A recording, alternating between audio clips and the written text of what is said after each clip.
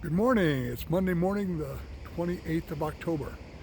Today, I want to continue my little series on motivation, and the topic for today is motivation by fear.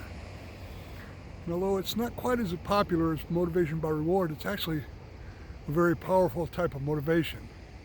And when I say powerful, it doesn't mean I think it's a great motivation, but motivation by fear is something that's used all the time. I guess one of the most obvious uses of motivation by fear is if you're motivated to not break the law or fear of getting caught and going to jail or serving time or paying a fine or whatever that may be. So that's motivation fear. But a lot of times companies use that as well. I worked for a boss one time that used to start every meeting to letting all the people in the meeting know that the employees there everybody is replaceable. And he'd kind of, under his breath, he'd kind of say, yeah, and I am too, as if he was admitting he was as well. But having the fear of losing your job over something is really kind of a tough challenge to work with.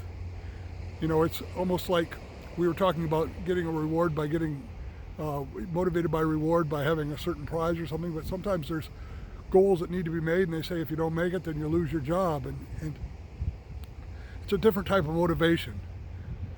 Another part of this motivation by fear is also it's called motivation by shaming, and that happens also where people will list names of people that made errors or mistakes in order to shame them into doing it right. Those are really difficult ways to motivate people, and I really don't recommend that. I don't think that there's a lot of positivity or really getting a lot of good things done in that motivation by shame or motivation by fear of failure.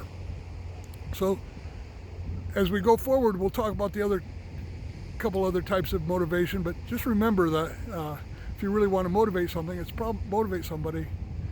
Motivating them by fear is not really going to get things done. You're just going to have to keep going over and over because you'll probably lose the people that you're trying to motivate. Have a wonderful day and look forward to talking to you next Monday.